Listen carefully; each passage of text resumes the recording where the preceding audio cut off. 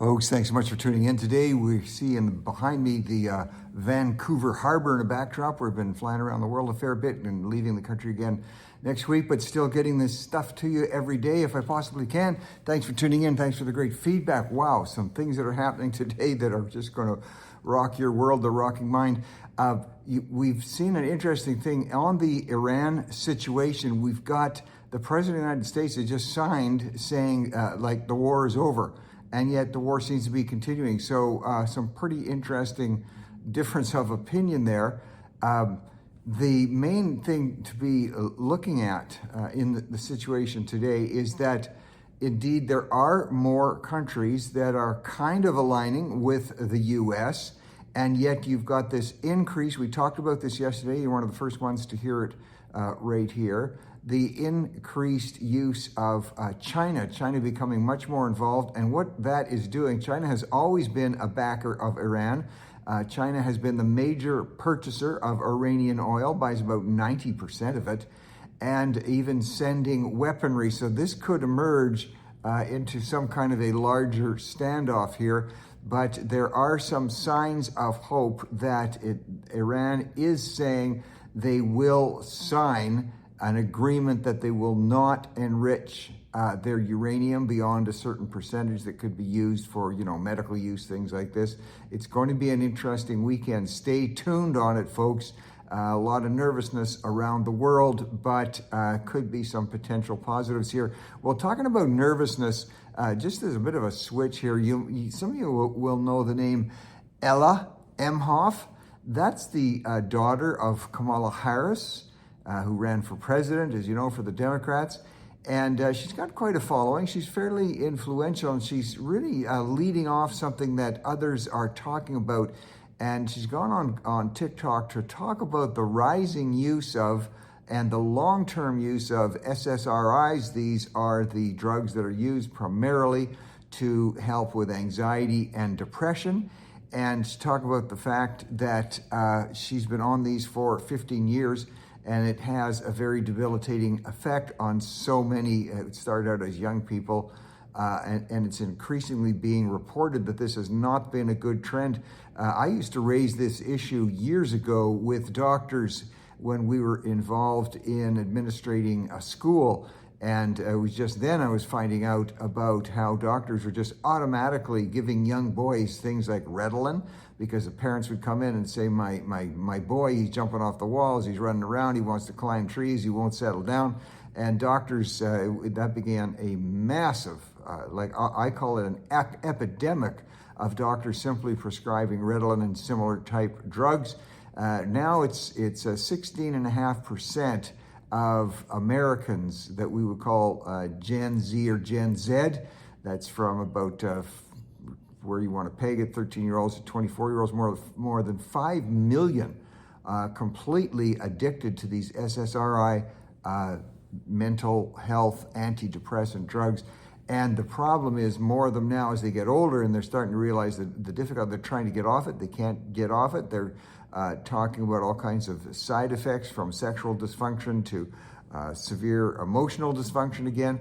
And the numbers of these in the 12, it's actually the 12 to about 24-year-olds, it's risen by 2/3 just from 2016 to 2022. That's some of the most recent numbers by the American Pediatric Association. Sometimes it takes a year or so to get the numbers in. So real concern on this. And of course, JFK, the Secretary of State for Health for the U.S. administration, is saying they're going to be doing a major push to see what they can do to get young people off of these drugs, and to stop doctors from just automatically, kid walks in with parents a little nervous, parents concerned because Johnny is hyperactive, or the daughter who's going through some normal hormonal changes gets emotional swings, and boom, they get prescribed these drugs. So we're going to see where that's going to go. Yesterday You are probably among the first to hear. We talked about whey protein and the huge demand for more protein on everything. Well, I'm not saying that this report here triggered it. It certainly didn't, but it's interesting to see today more and more now going mainline news on this whole aspect of whey protein. They're running out of it. They can't get enough of it, and the price is just going up. And that's because whey protein, for a lot of people, they just used to add whey to stuff they were normally eating. I know when I would, for my gym workout, people were telling me add in whey because it's got a lot of protein. Okay, sure, fine, we'll do it. But you may not know things like Pop-Tarts, Kraft mac and cheese, Doritos. Over the last little while, they've been adding it and advertising the fact. So here you have parents and others concerned about so-called junk foods, and now the big company's adding protein to the Doritos and makes it acceptable. So watch anyway. I'm just giving you a heads up there. If you can find different ways to grow whey and to manufacture whey protein, you could be in the money, and also it seems to be pretty health positive. There's a term out there now. It's called Macromentum, or actually it's called Marcomentum. Sorry, I got it wrong there. Marco Rubio is kind of catching people's attention more and more as Secretary of State, going around the world, getting things done. And so watch for Marco Rubio. It's called Marcomentum. Just giving a heads up on that before mainstream really picks up on it.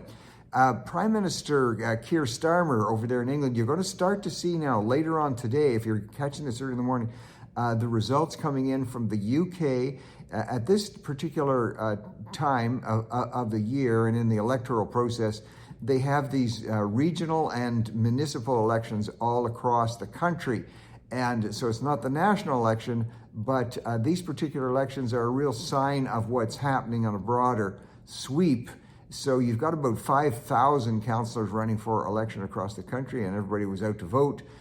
Today you're going to see the results coming in, but the so-called far-right Reform UK, led by Nigel Farage, anytime mainstream media sees a conservative party, whether they're so-called far-right or not, getting momentum, mainstream media and academics and liberals, they just can't believe that in their minds people could be so dumb as to want conservative type policies that reflect on merit, that want lower taxes, that say education should be about learning, not about indoctrination. And this drives the media crazy, and it certainly drives the leftists crazy. And it looks like they're in for some big losses. It looks like Labour is in for some big losses. You'll remember, those of you who are regular listeners and regular watchers here, we talked about in the UK this phenomenon of some of the, I'm going to call it far left and Islamist parties joining forces to push back on what would be liberal or Democrat or Labour type policies and parties. So watch for that. Watch for the polls. They're going to be coming out later today. You heard it first right here. In Brockville, Ontario, very sad, very tragic situation. This is breaking news. A 17-year-old is in custody, 3 counts of first-degree murder after 3 people were found dead in the home of the person who is alleged to have done the killing. And typical mainstream media, I don't know, this stuff just is so discouraging, even intellectually. What mainstream media is getting dumber and dumber. They said in reporting on, you'd like to know something about the person, at least the person who's been charged, the alleged person, and they're referring to them as them. They said they have been arrested, and so immediately you go, because CBC and other mainstream media are ridiculous. It's just plain stupid, abandoning basic grammar. So first of all, it sounds like, oh, it was a multiple murder, because they're referring to them. They did the killing. No, it was only one person. So my hint, and I could be wrong, I'm going to say this up front and I'll retract it tomorrow if I'm wrong. When the media, mainstream media, will not announce the gender of the person, it makes me suspicious. Do you know what I'm saying? Is the person male? Is the person female? Is the person biological male and has gone through a transition? Media is being absolutely, like why we even keep listening to and funding things in Canada like the CBC when they are being so outrageously dishonest, even on the use of basic language. Anyway, our hearts go out to the family, this tragic incidents. We'll see what happens and more results coming forward. And mainstream media, CBC, smarten up. Start treating people like human beings respectfully instead of your stupid woke language. Sorry, I'm getting a little upset this morning. Well, the United States and other countries, including Canada, are sending planes to the Canary Islands because we've been covering the situation with the cruise ship and the outbreak of, they think it's a hantavirus, which is a rat-borne disease. They don't know for sure, but it's looking like that. Some people have died on the ship, and it's going to mean quarantines for individuals because this is highly contagious. So obviously people keeping a close eye on that as countries now evacuate their own citizens. Well, an interesting thing has developed in Canada. There's been a recent appointment of a new Governor General, Louise Arbour. Now, she's been around forever. She's done some substantial things. Whether you agree with it or not, she's been a competent, well, I'll use the word competent. She's been competent in terms of accomplishing her beliefs, becoming very well known at the United Nations and other places. Well, she brought in 2022, she recommended, this is of course before she was just recently appointed Governor General, a strong recommendation changing the way the military does its follow-up and investigations on concerns about sexually related charges within the military. And she said that should go, those courts within the military, which is usually where it's contained, should be able to go to the broad civic system or civil system of courtroom judiciary procedures and not just be confined to military. That for a number of reasons, they've got a lot of, let's say, concern, support, and not support. And it's basically been kind of set aside, but it's back at the fore now because it's being passed in the House of Commons in Canada. It's going to go to what eventually will go to, if it's approved, it'll go to what's called royal assent. That means the final stage in the Canadian democratic system, which reflects a tie-in with the monarchy in the UK, is it's called royal assent. After it gets through all the debate, it goes through three readings, and then guess who signs the royal assent? The Governor General. So now Louise Arbour is going to be Governor General. She'll be signing on to, purportedly, a controversial recommendation in this particular area. So just watch where that's going to go. Frankly, I don't know that I have an opinion on this. I hear concerns from both sides. You want people who definitely who've been assaulted or who've had this devastating type of challenge happen in their lives. If they've been assaulted sexually in some way, you want to make sure they're having their fair day in court. So concerns on both sides of that, but mainly now people asking the question, is this one of the reasons that Prime Minister Carney I'm being careful here, appointing a woman who's late 70s, I believe she's approaching 80, and I have no problem with that. Trust me, I kind of like old folks. I are one. So watch for that controversy to continue. Well, in Vancouver, you've been seeing in some of the big cities in the United States, the robot delivery services, food being delivered by robots, going to be rolling out in Vancouver. 6-month trial. You're going to see them coming up and down the street. Now, this is doing, contrary to popular opinion, it's a little bit like the automatic driven cars. They are incredibly safe. Accidents have dropped significantly, injuries and deaths. Yes, there's an occasional accident with an automatic car and it gets lots of attention, but overall, huge reduction in accidents. So they're also noticing this is not a problem with the delivery of these robots. They're not causing accidents, but it's raising the whole question on with AI and automation. Are millions of people going to be thrown out of work? And we keep one thing in mind as we look at this debate.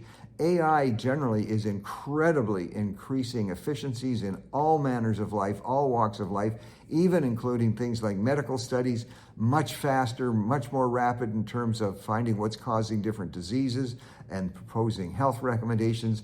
Anytime in history that there has been a quick and rapid discovery of a new process, I'll go all the way back to the discovery of fire, there's always been the concern that people are going to wind up being out of work and there's going to be a net loss. I think we'll all agree that the discovery of fire, however many thousands of years you want to go back, has been a net positive, but every now and then people get burnt.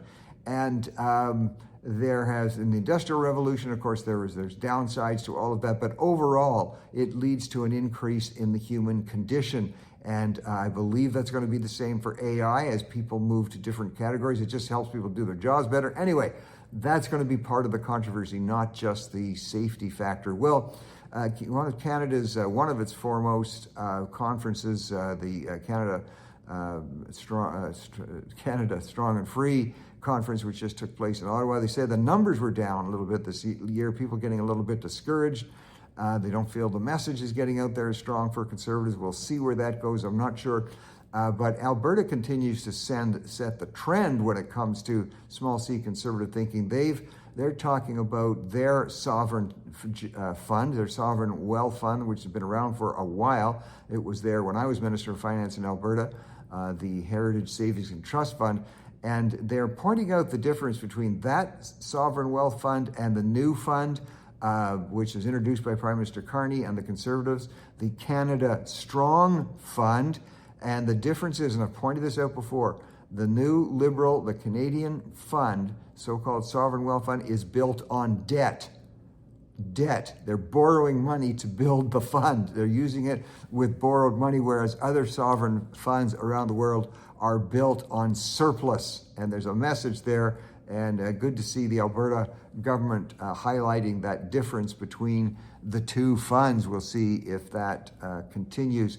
Well, on the trend, as we like to keep an eye on for your grandkids and mine and your kids, and just for me in general and for you in general, increasingly we're seeing a move, and we're keeping an eye on this to see if it's going to be permanent, if it's going to be significant among Gen Z, away from, there's some move or indication, away from total round-the-clock doom scrolling and being hooked on the machines.